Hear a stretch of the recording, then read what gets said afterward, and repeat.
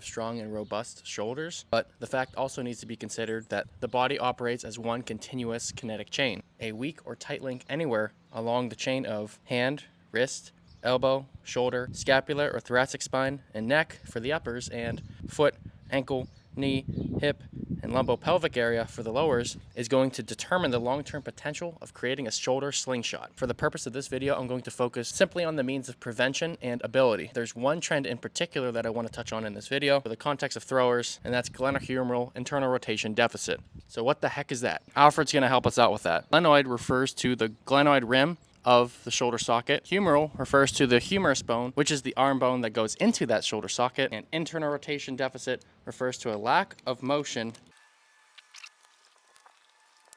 in the plane of internal rotation of the shoulder. These rotator cuff muscles on the back of the shoulder blade connecting to the top of the shoulder. Purpose is to slow down this deceleration motion to dampen forces on the shoulder joint. Deficit is thought to occur from two things. One would be posterior capsule tightening, and two would be anterior capsule laxity. For point number one, posterior capsule tightening, if those rotator cuff muscles are not apt to control that slowing down of that motion, then the body will find a way to get that stability, and this will be by tightening the posterior capsule. So to put simply, you can apply this to any joint of the body.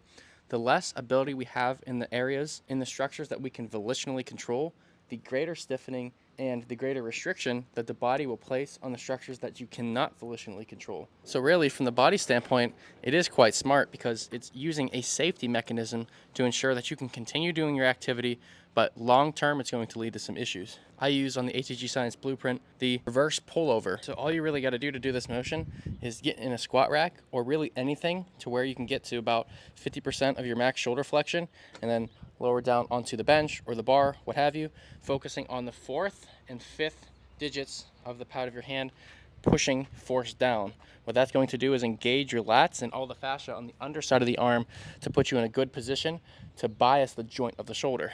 And all you're going to do, you can start it with just body weight and then work to weight, keeping your collarbone level, your pelvis level, and shooting your hips up and back, lower down, keeping those form cues to your max ability of shoulder flexion. You're going to feel tightness in the back of the shoulder. That's okay, that's what you want.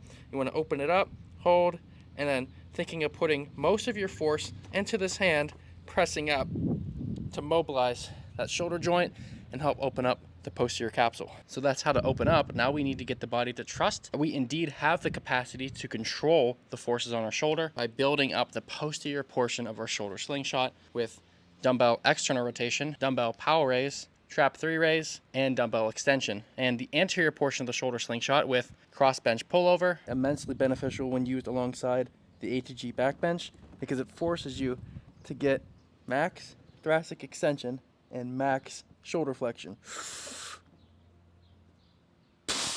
And I just realized I can put this microphone on my hat, so I'm probably going to do that for the rest of each video. It's so much easier because now I don't have to hold that and hold the weights. Okay, another thing to consider along the lines of glenohumeral internal rotation deficit are slap tears.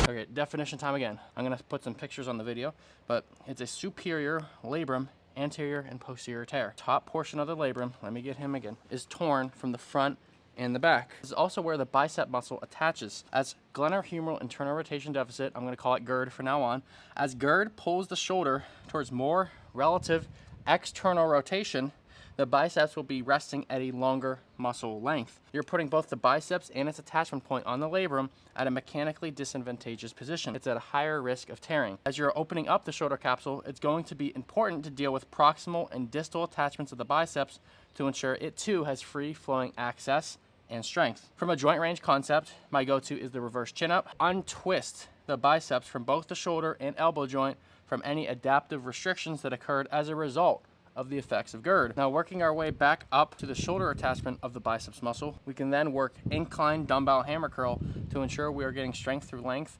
in its attachment at the shoulder and get further muscular activation with the Scott curl. For the Scott curl, simply get the bench at an angle of around 30 to 45 degrees, and you're going to do one arm at a time, keeping your shoulder, elbow, and wrist in a straight line. So contort your body however you need to get to that point. Sink back into your scaps, and all you're going to do is fight the fall coming down, similar to the Nordic for the hamstring. This is the Nordic for the elbow, all the way to full range, pause at the bottom, and explode up.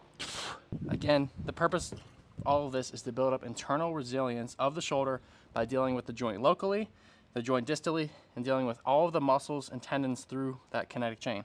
All right, going back to the kinetic chain, one can merely look at pictures of the throwing cycle to see that it isn't merely a shoulder activity. How do you determine which exercise will be most beneficial? How do you determine which exercise is just a waste of time? I did my best to reverse engineer the throwing cycle, and in combination with what I just described about how to create the most robust and mobile shoulders, I came up with the shoulder slingshot. Continuous 2-week routine to ensure as a throwing athlete you're not leaving any stone left unturned. This will be uploaded to the ATG Science Blueprint as a bonus protocol to perform as suits your goals. If you have any questions, shoot me a comment below or a DM on Instagram. I'd be glad to help. And as always, suggest me topics for future videos. Thanks.